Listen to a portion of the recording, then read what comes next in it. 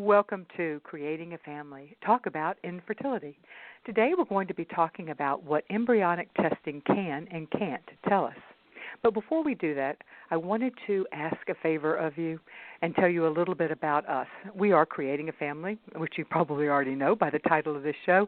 We are a nonprofit, and we exist because people just like you have supported us. And we depend upon your support, and we need your support. And actually, honestly, it means the world to us. Even if it's a small amount, it is the meaning that what we are doing is making a difference in your life. And that is so helpful for us. You can do that by going to our website, creatingafamily.org. On the top right side is a button, Donate. Click on that. And what we're asking is make a $3 monthly donation. It's easy to do. Just do it as a recurring donation. And that's what we're asking for you to do, $3. If you've enjoyed this show and if you've been listening to this show for a while, or even if you're a new listener and you want to continue to bring good, medically accurate information to you through your ears, then please make a donation in our favor. We really would appreciate it. I wanted to tell you about an app that exists because of the support of Ferring Pharmaceutical. It is called Ferticom, and Ferticom presents more than 500 different coping options for over 50 specific situations that have the potential to cause distress during the family building journey when infertility is involved. You can get more information at ferticomapp.com.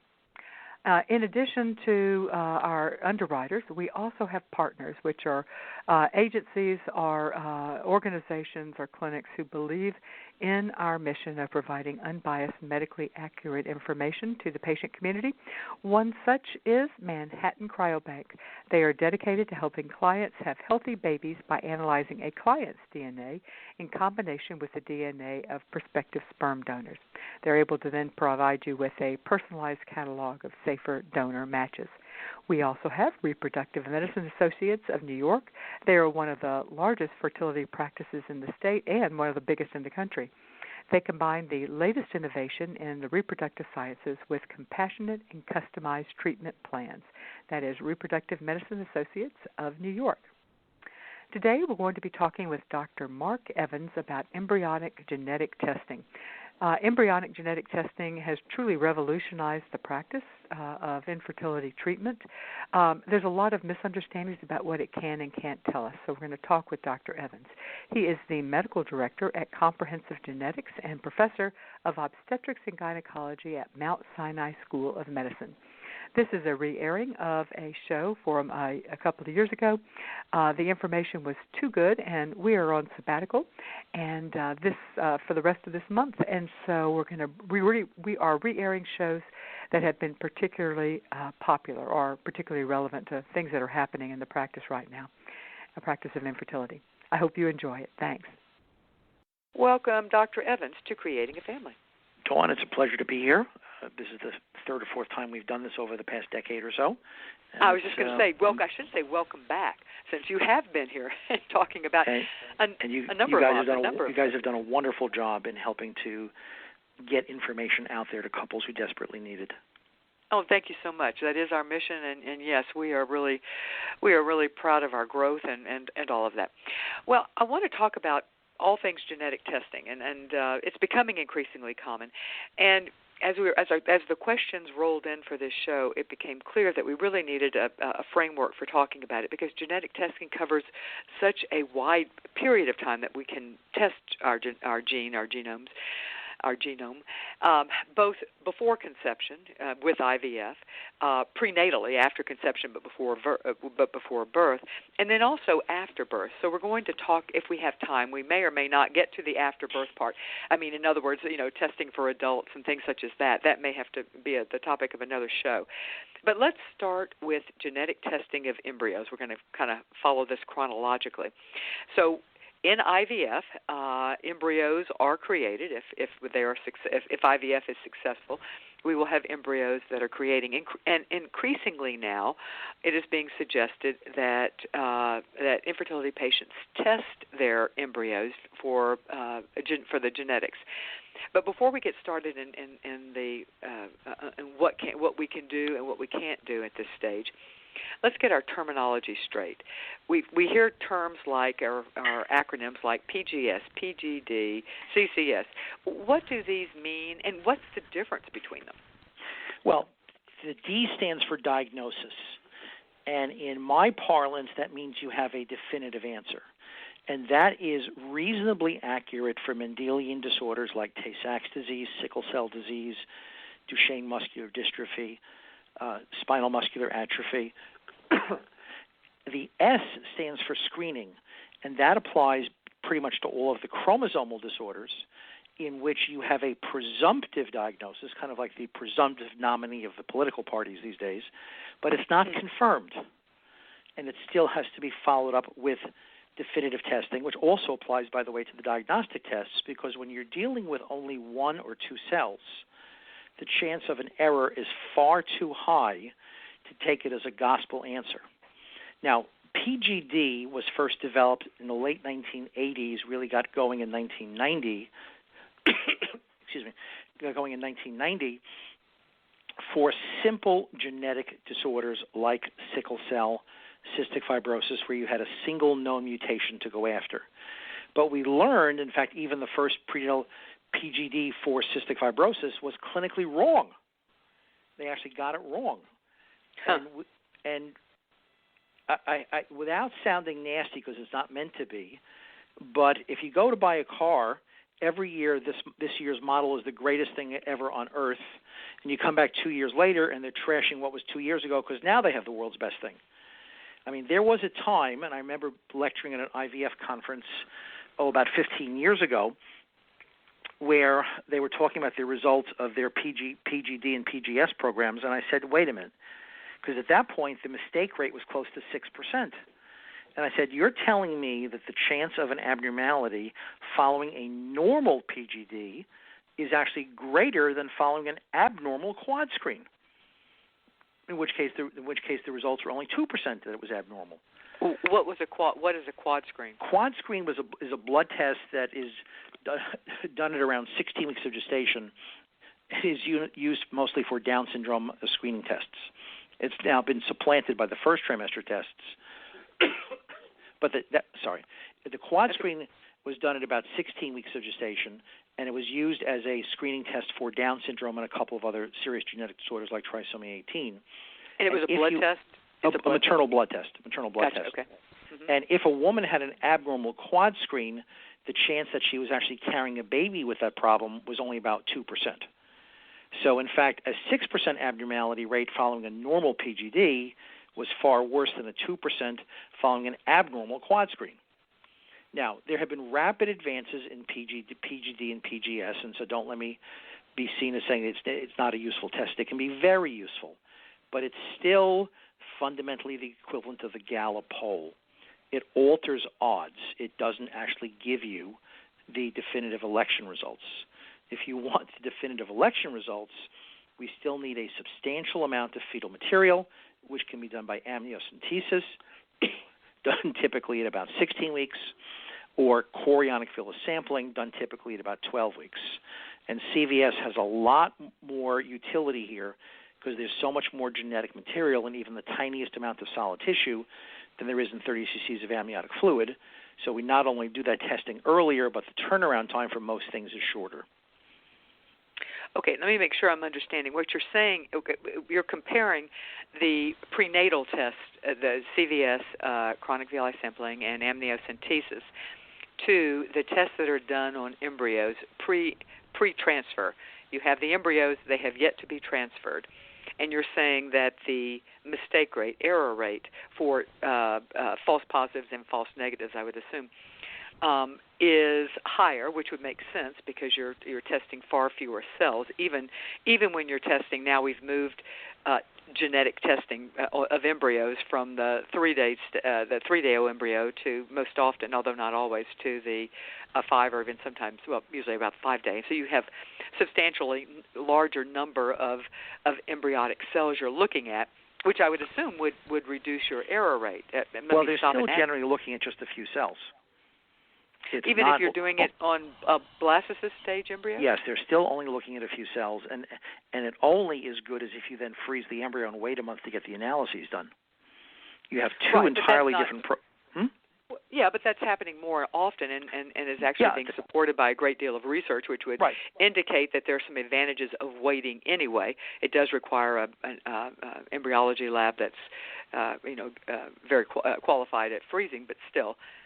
And I'm totally supportive of that. But what I'm saying is your patient, your audience needs to understand that there are significant differences in what can be done with PGS techniques that are going to be with a fresh embryo transfer as opposed to those that are going to be with a freezing and retransfer 1 or 2 months later. Okay, but even still, you still have probably about a 1% mistake rate. And that is with both PGS or PGD. Okay. Correct. Before we move off of this, let's talk about CCS and see, because that term is also thrown around. Basically, the concept of doing sequencing of the embryo is brand new and needs to be validated, but is potentially very exciting. But the big problem with all of the PGS, PGD techniques is that they take cells from the periphery of the embryo. And we know that even in the first week after conception, that some cells do not divide properly, and the embryo tends to push those to the outside. Well, those are the ones that tend to be biopsied. And there is a lot of experience, unfortunately not as much of it as has been published, where people have looked at the outcome of embryos. For example, my friend Mark Hughes, and I really have tried to get him to publish this for years, has a series now of at least 300 cases of embryos that had PGD for a Mendelian disorder like sickle cell or Tay-Sachs or cystic fibrosis that were found to be normal, that were transplanted back and produced a normal, healthy child. He then looked at the probes for the chromosomes like Down syndrome, trisomy 18, 13, etc., and found that at least 20% of those embryos would have been thrown away as being abnormal on the basis of a PGD, PGS. And what this says to me is that PGD, PGS tends to significantly overcall the number of abnormalities compared to what is clinically relevant. And this is becoming even more important now that we're beginning to see more and more mosaics on these sequencing and microarray type analyses, and people don't know what to do with them. In fact, hang on there a minute, because we do have some questions specific to mosaics. So let me back up just so our audience understands. I want you to explain what CCS is. It stands for Comprehensive Chromosomal Screening. It is a type, as I understand it, of pre-implantation genetic screening, PGS. It's a type of that. But can you explain how is it distinguished from PGS? It's part of PGS. It's the suggestion is that it is more comprehensive and has fewer mistakes.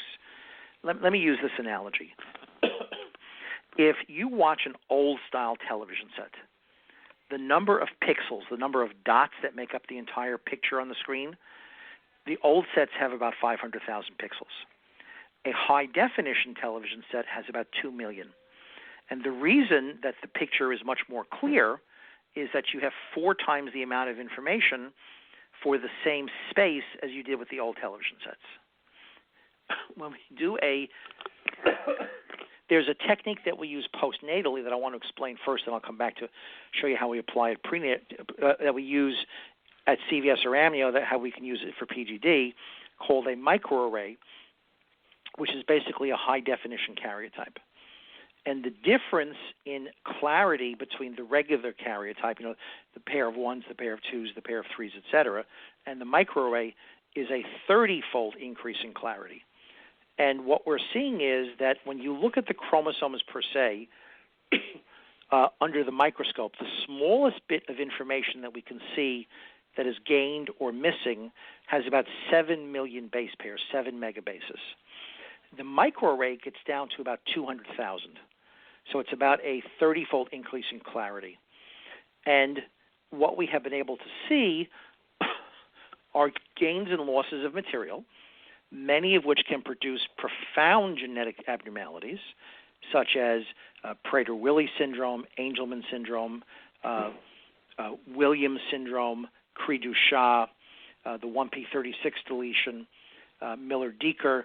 These are all very serious genetic disorders, but their gain or loss of material is below the level of resolution.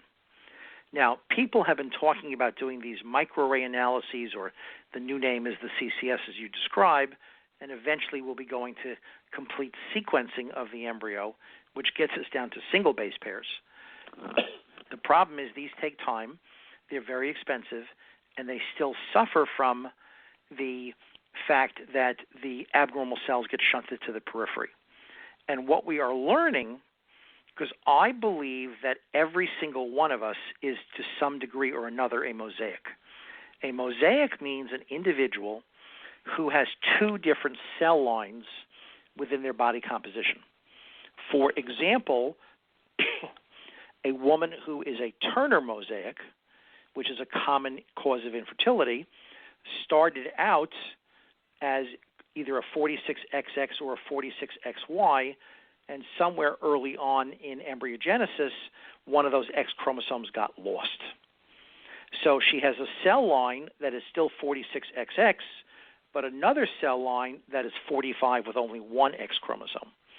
And depending upon the proportion of the normal cells to the Turner cells, determines how much of the clinical symptomatology of Turner syndrome she might have.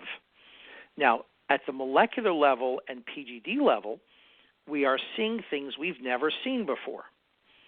And this is a common problem from a technology assessment point of view, but if you're the clinician trying to figure out what do you do for the patient who's sitting in front of you, this can be extremely problematic.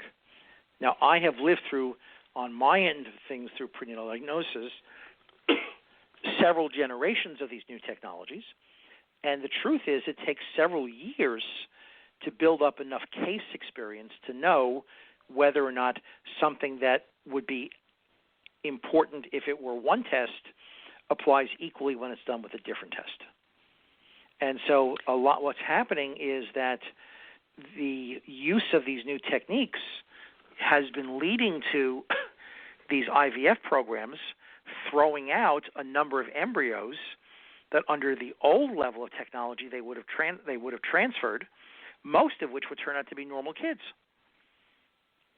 Well, but when this, okay, let me read Renee's question, then we'll come back to that. This is from Renee. She said, I recently read an article in the New York Times about mosaic embryos, those with both normal and abnormal cells, and the controversy over whether or not to transfer them, especially if they are the only embryos someone has. Some normal births have resulted, but there are still a lot of questions about the ethics of transferring potentially abnormal embryos. What kind of work is being done to sharpen these screenings to account for situations like this? Is there a framework? Very nice. I'll come back to the second part of that question. Okay, let's deal with this part. Yeah, She raises a very good question. However, I would make the point that IVF programs have been transferring back potentially abnormal embryos since IVF began. The only question is with what level of certainty. I was just going to say the difference is now we have a test that will indicate it, but in the past, other than just eyeballing it and saying it doesn't, and the assumption was even if it didn't look like a strong embryo that it wouldn't implant. So, I mean, now we have a test, something, how accurate it is another question, but we have something that tells us that this embryo may potentially have a problem. So I think that's why it's an issue now and didn't used to be in the past. But I'm saying the principles are still the same, which is that there always is a risk of uncertainty. The question is how much is that uncertainty? How certain are we of what the uncertainty is that we're looking for, and can we go ahead and test for it? If a woman has 100 embryos that are been tested, and 95 of them are normal, then obviously the 5 that are questionable go to the back of the bus. Right. On the other hand, if she has had 10 embryos tested, and none of them are considered normal, and some of them have, very high likelihood abnormalities such as trisomy 16, and one of them has a mosaic for a gain or loss in chromosome 12. Okay, A, what's the chance that's real? And B, if we know what we're looking for, we can at least wait and do CVS and find out if it's there or not. So that's what I meant was we are learning with the microarray on the level of standard prenatal diagnosis that there are some things that we see that are guaranteed to be accurate and bad, some things that are guaranteed to be accurate and good, some things that have a 95% chance of an abnormality, some an 80% chance of a clinical abnormality, and some a 2% chance of a clinical abnormality. So it makes the counseling far more difficult. Yeah. And basically you can think of it as job security for people like myself who are board-certified geneticists, trying to help couples work through this.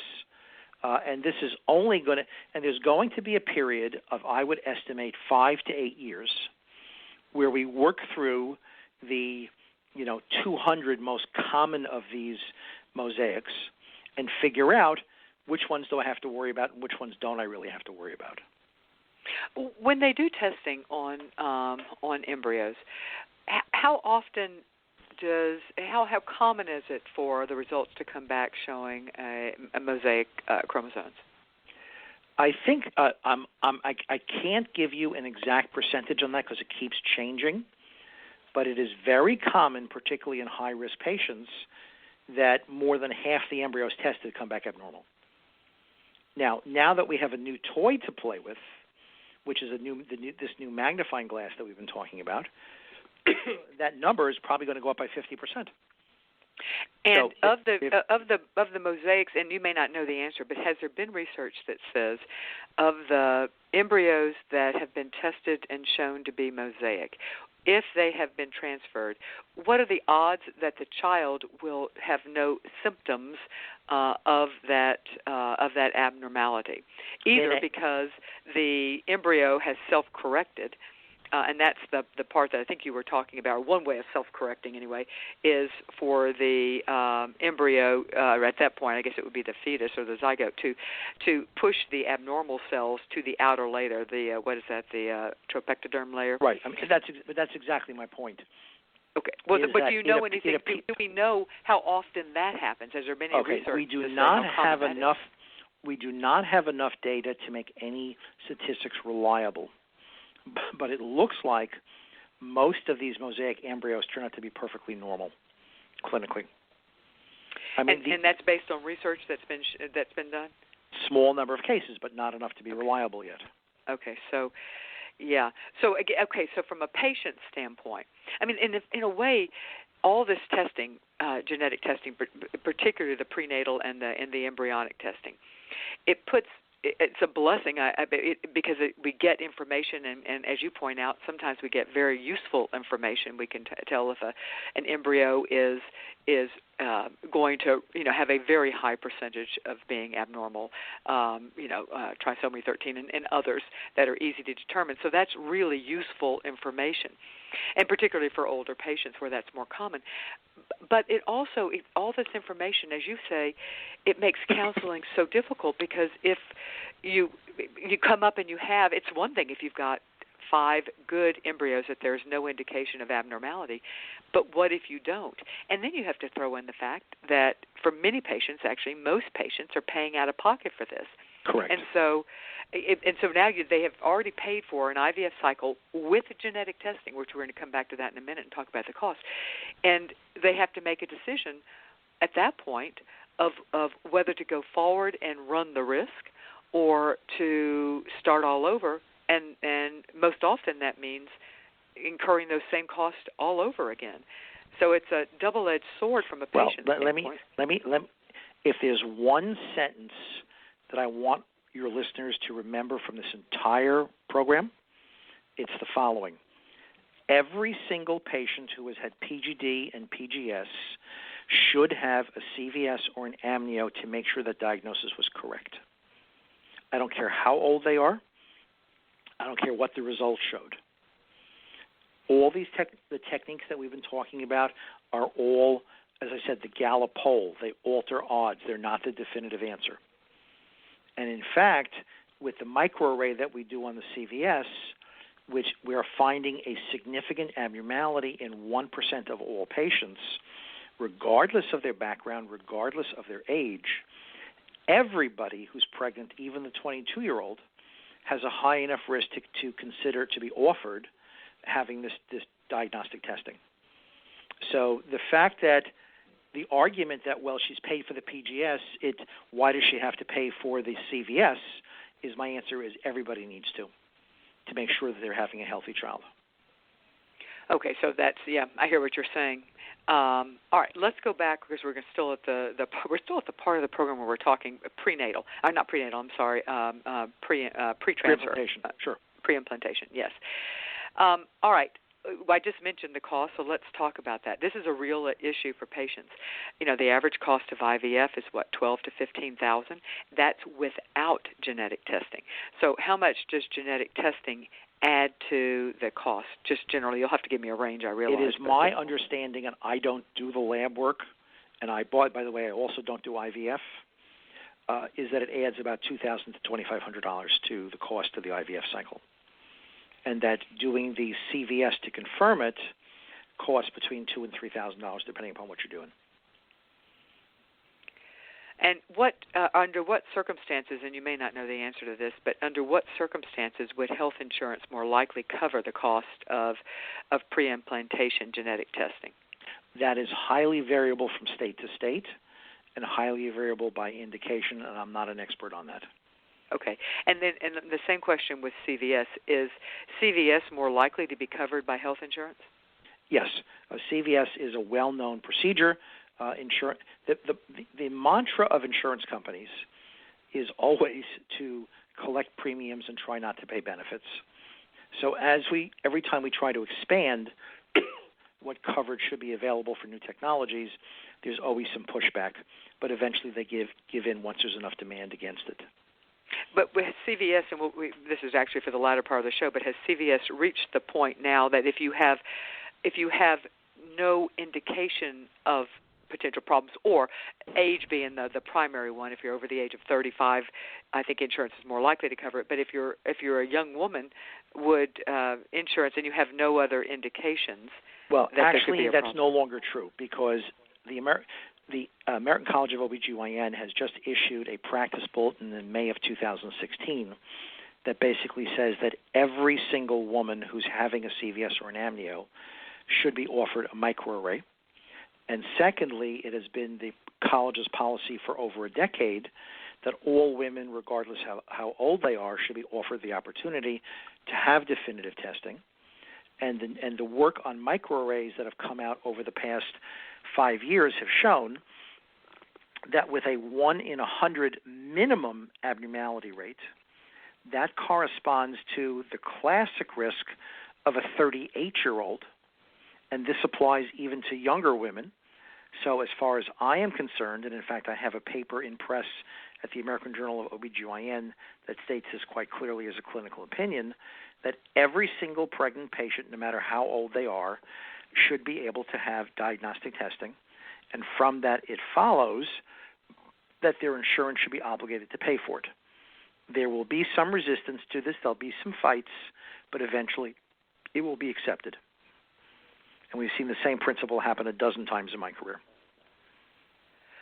Okay, and let me go back to Renee's question. And she said, is there a framework? Renee was asking about the mosaicism.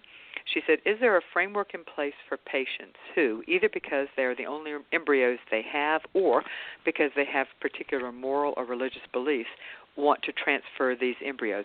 I'm not exactly sure what she's asking. I think she means, or let me ask it, my way would be to say, are these abnormal mosaic embryos, is there pushback from the reproductive endocrinologist to transfer these, or is this happening pretty routinely? There are a lot of REIs who are scared to transfer these embryos because the thing they fear the most is a woman having an abnormal baby. My answer is, in general, is that we see people with high risk factors all the time for whom we are capable of getting them a definitive answer by the end of the first trimester.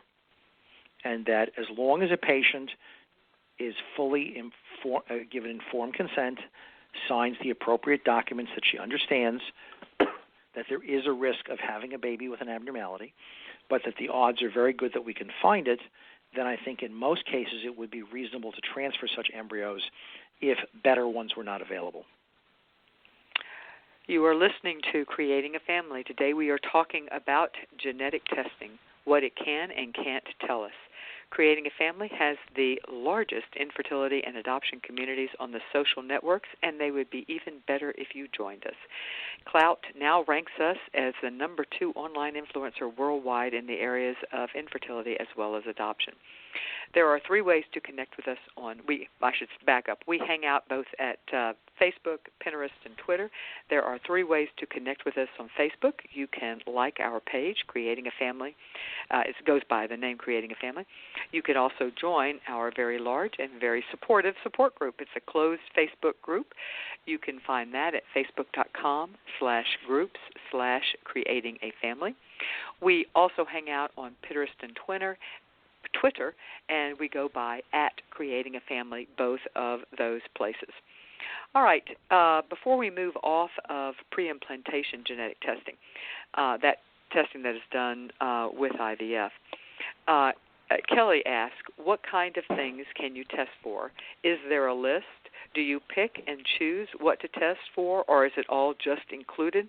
Or is it more based on the potential risk assessments given family medical history?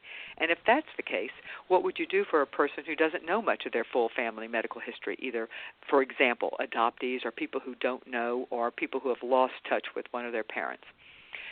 So let's talk about what is possible. That is an extremely good question, and the answer generally is that we can divide the problems here into those that are chromosomal, which are both whole chromosome and subchromosomal, like the microarrays we've just been talking about.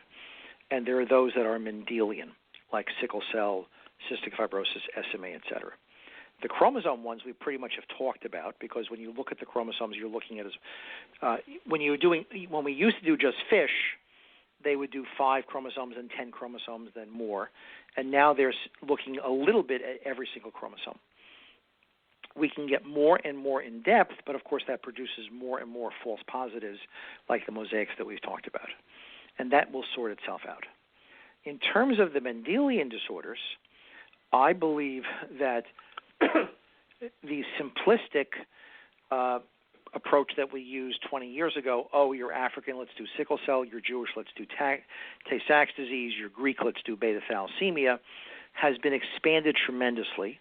And as we have learned that not everybody who thinks that they are Jewish is necessarily 100% European Jewish ancestry, and you can apply this to every single ethnic group you want to, that it is now better and, in fact, cheaper to do everything we can reasonably do for everybody. And that's why I have become now that some of the companies are using sequencing as opposed to genotyping, where you get a much more comprehensive answer, I am in favor of offering every couple. Again, the age is irrelevant for these. Infertility is irrelevant for these. The opportunity to find out if both of the parents are carriers for recessive disorders like cystic fibrosis, whether the mother is a carrier for hemophilia, which is an X-linked disorder, for Fragile X, which is an X-linked disorder.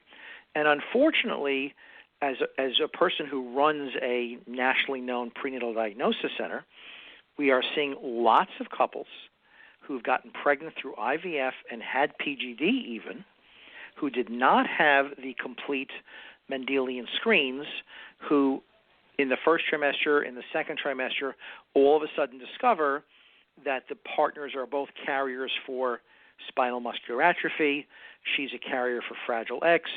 And then you have forgive the politically incorrect term, the old Chinese fire drill of everybody running around at the last minute trying to figure out what's going on. Is the baby affected? And, I wind up having to do in multiples relatively late selective reductions because one of the fetuses turns out to be affected that we only found out about at 22 weeks, whereas we could have known this basically at 12 weeks through CVS, or even have eliminated embryos who were affected through PGD. So we need a higher level of performance by everybody involved. So what you're saying is before you undergo, or let me make sure I understand, before a man and a woman undergo, or an egg donor or a sperm donor, undergo IVF, they should each individually be tested to see what they may be carriers of? Yes, that's the most comprehensive way. The cheaper way is to test one of the partners, and only if the partner turns out to be a carrier for something do you then test the other partner. And if you're only going to test one, it's better to test the woman, because things like Fragile X go from mother to son, not the other way around. But the more comprehensive way is to test both partners. However, again, let me make a very blanket statement. We have people who come into us all the time and say, "Oh, I've already been tested for everything." There is no everything test. We could literally spend, millions of dollars per patient testing everybody for every test that actually exists. But we can cover into roughly the 99% range of common disorders by doing some fairly basic, straightforward tests that require nothing more than a blood test from the adult. And then only if it turns out that the fetus is at risk do you then test the fetus. How often is it happening now with infertility patients before IVF that one or both of the parents have the, as you say, kind of the basic screening for disorders that would be passed from parent to child? That varies tremendously from program to program, location to location. In some liberal areas like New York, it's a very high percentage. In conservative areas, it's much lower, but I can't give you the actual numbers. Okay. Let me take a moment to thank a few more of our gold sponsors and to remind you that it is through their generous support that we are able to bring you this show. We have Snowflake's Embryo Adoption. They now have a magazine. It is called Pathways to Family, and it covers topics relevant to both fertility and adoption. We have the law offices of James Fletcher Thompson, a South Carolina firm committed to adoption and assisted reproductive law. They also have a gestational surrogacy matching program, as well as providing legal services for independent surrogacy, egg donation, and embryo donation. And Fairfax Cryobank, they have been a leader in sperm donation for over 25 years, and they are dedicated to supplying updated, verified, and accurate medical and personal information on their donors. Only 1 in 200 applicants make it through their screening process to become a donor. Now, we're going to move to talking about prenatal genetic testing after conception, but before birth. And keeping in mind that one of the reasons certainly not the only reason, but a reason that many couples would choose to do pre-implantation genetic testing if they're going through IVF is because they don't want to face the decision of terminating a pregnancy, which is a decision they may have to make if they get the abnormal results. They may choose not to make it as well, but if that's with testing that is done after conception.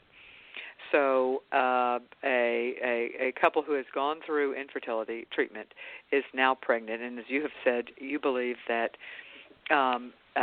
prenatal genetic testing should be done even if they have had pre-implantation, either PGD or PGS diagnosis or screening. All right, let's first of all talk about what techniques are currently available. You've mentioned two. That's chronic VI sampling and amniocentesis. Can you explain both of those, what they entail? Amniocentesis has been around for basically 50 years. And what it involves, typically 15 to 20 weeks of gestation, under ultrasound guidance, inserting a needle transabdominally into the fluid that surrounds the fetus and taking out about an ounce of that fluid. In that fluid are cells that are shed off from the baby's skin and peed out from the kidneys that we can use for genetic analysis for chromosomes, Mendelian disorders, and various other chemicals like alpha-fetoprotein. The newer technique, which has been around for 35 years, it's not exactly new, is chorionic villus sampling, where at the end of the first trimester, typically about 12 weeks, we take a tiny piece of the placental tissue. And this is, in my practice, I do about 70% of these in singletons transcervically, which literally feels like a pap smear. We put the patient up in stirrups with a speculum, and then after cleaning the cervix, I pass a catheter, which is nothing but a plastic straw, under ultrasound guidance into the placental tissue and take a small amount, about 1/10,000th of what's there, out. And about 30% of the time, for logistical purposes, it's better to get at that placental tissue abdominally that feels like the amniocentesis. In very experienced hands, both of these procedures are very safe. I quote a risk of around 1 in 500, and they are equal. There used to be the perception that amniocentesis was safer than CVS, but a number of studies have now shown that in physicians who are equally facile in performing both procedures, CVS is as safe or safer than amniocentesis. And CVS has two tremendous advantages. One, by doing it in the first trimester, the woman has her privacy. When a woman is 11, 12 weeks of pregnancy, nobody knows she's pregnant unless she chooses to tell them. By the time you're 18, 19 weeks after an amniocentesis, you're visibly pregnant. You may have felt the baby moving. Everybody and their brother knows you're pregnant. The bonding process has accelerated. And if there is an abnormality, and if you would consider a termination, then it's that much more emotionally difficult to deal with that. The other thing is that there is a psychological transition from the state of, quote, I am pregnant to, quote, I am going to have a baby. And that bonding process, and I was the first one to publish on that 30 years ago, makes it much more difficult to deal with these complex situations.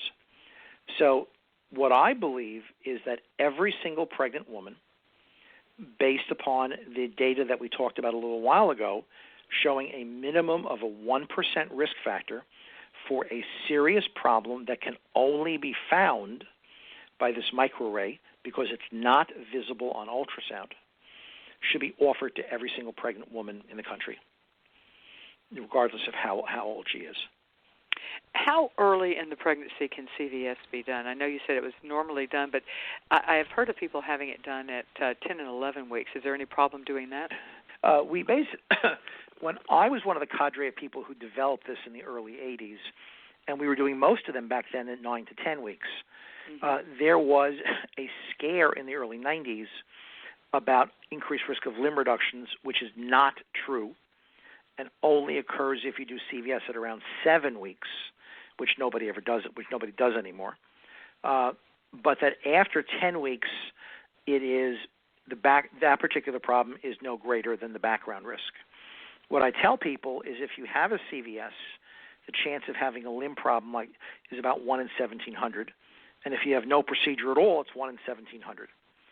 One of the reasons that we've put it off till 12 weeks is so that we can do the nuchal translucency ultrasound, the thickness of the back of the neck at the same visit, because that is also an important determinant not only of chromosomal risk but of many other problems like cardiac abnormalities and Noonan syndrome.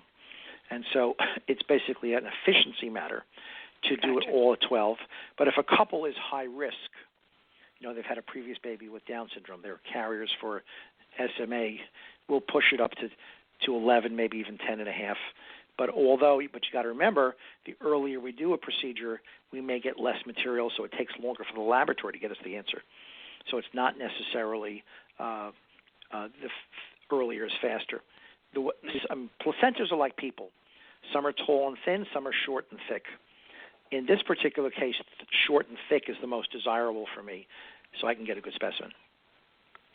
Well, are there any blood tests that first of all, before I talk about blood tests, are there any other techniques that are on the horizon that are for prenatal genetic testing? Yes. Like CVS. Well, actually, the cell-free fetal DNA screening tests have taken off like wildfire over the past few years. And in part, this is because patients and, frankly, many doctors are under the complete wrong perception that the free fetal DNA blood test can do everything that the diagnostic test can do.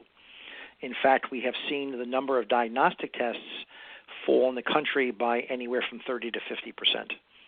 And unfortunately, we are now beginning to see babies born with anomalies that could have been found had the patient had a CVS or an amnio that were not capable of being found by the blood tests.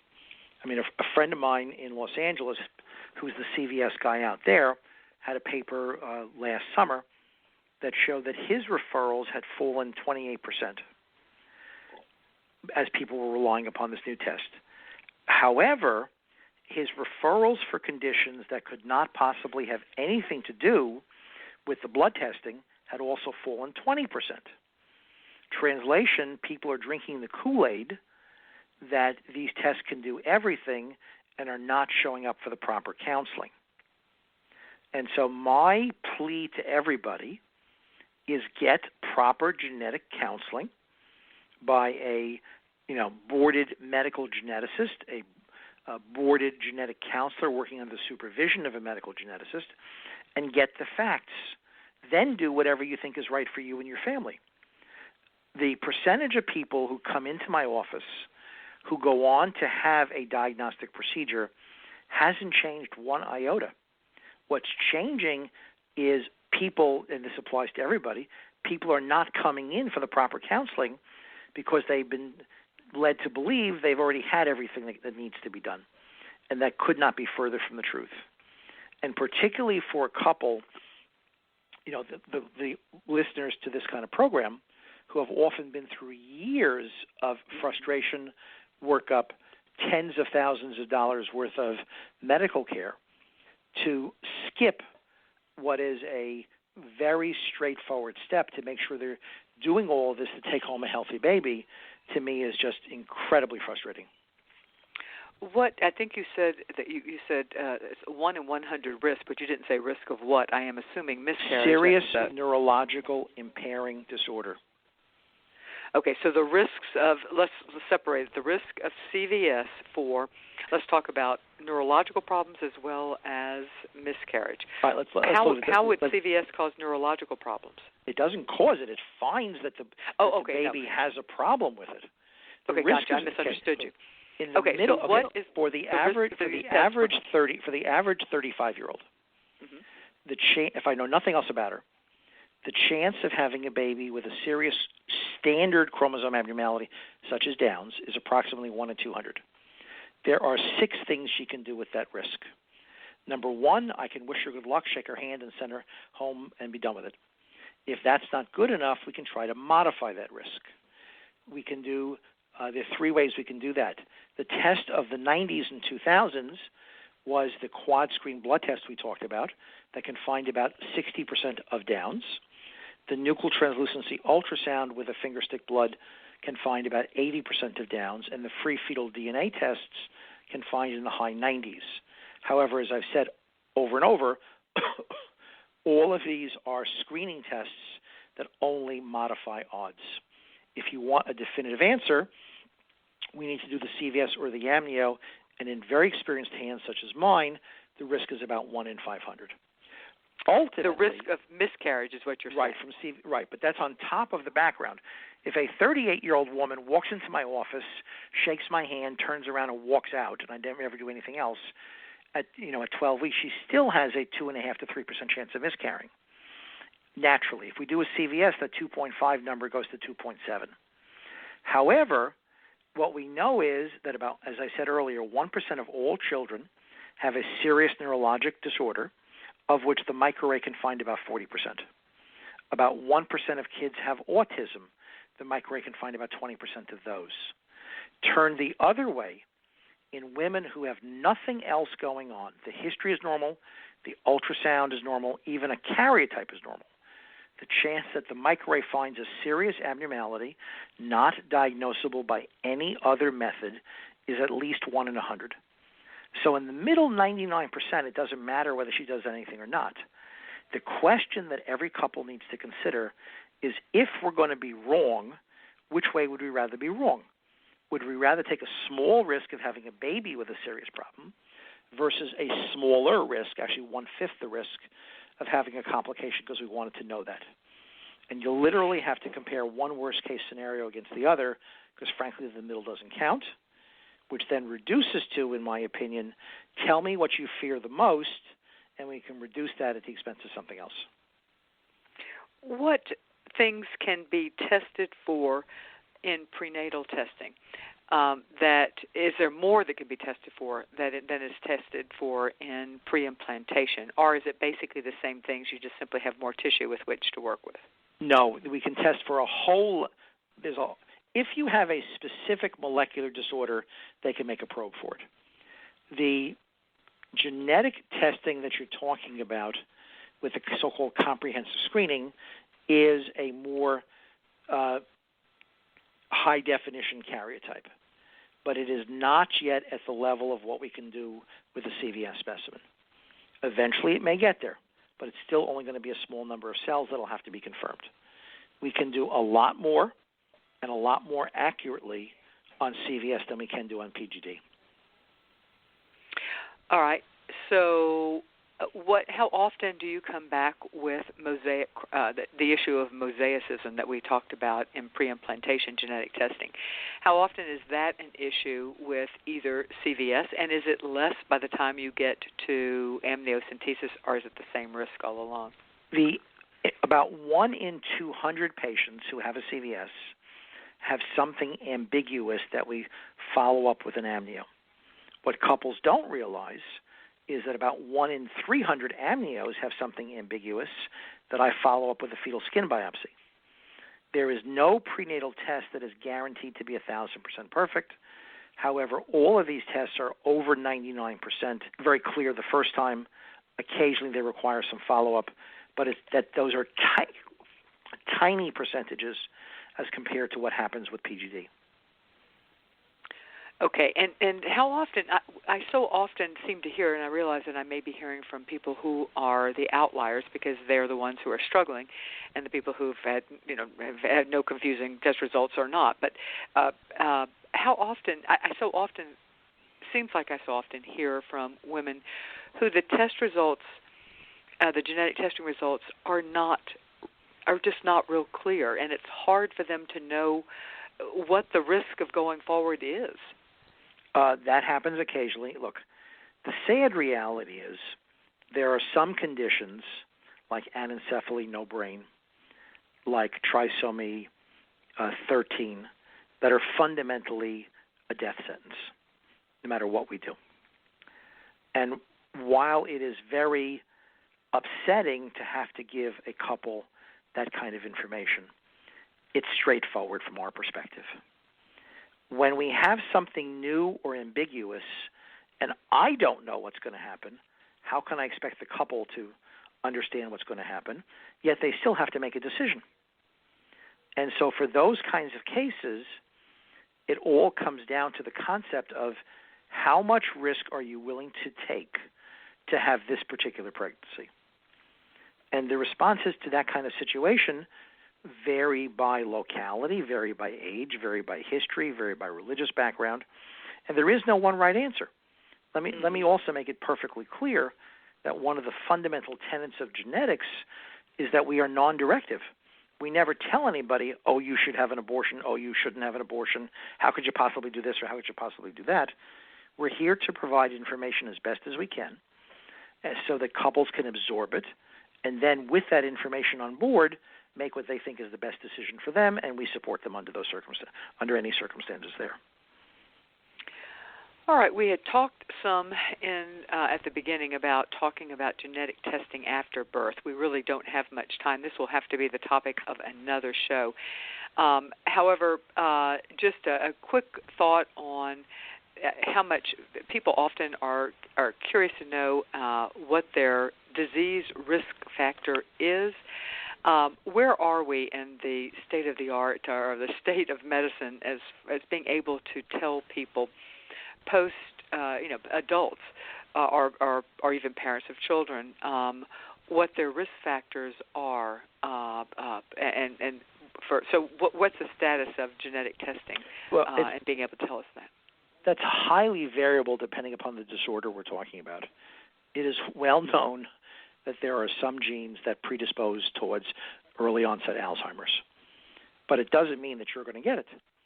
There are some disorders like idiopathic hypertrophic subaortic stenosis in which just by looking at the gene, no matter how old you are, I can tell you that you're going to have severe cardiac disease, by your 20s. And sometimes you can survive it, and sometimes you don't.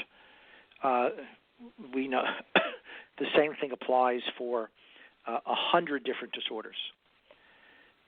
In terms of how couples use that information, that's also highly variable. And this is where the concept of many of the direct-to-consumer genetic testing that give people information without the real availability of backup and in context, in many respects, is doing more harm than good. It's kind of like the shopping mall ultrasounds, where they often miss anomalies, or even worse, they find one and don't know how to deal with it. I mean, both of those are bad. And so that's one of the reasons the FDA significantly cracked down on companies like 23andMe for providing incomplete and very commonly misunderstood information. Okay, so buyer beware, and this will be the topic. We will come back to this. And I will just point out that there's been Dr. Siddhartha Mukherjee just came out, I think, very recently with a new book, The Gene, An Intimate History, and it talks a lot about that, about this, the whole issue that we're currently discussing. All right, so one last question, and that is, you were saying that pre-show you were telling me that this particular year is important for what the future might be for genetic testing, both either prenatal or pre-implantation, because it's a presidential election, and assuming, which we can't really assume at this point, that the race would be between Hillary Clinton or Donald Trump, because we still have.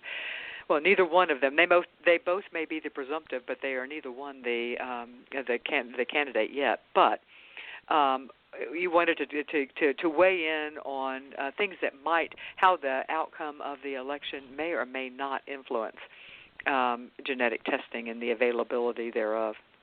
I think that it's going to depend as much upon who controls Congress as who's president.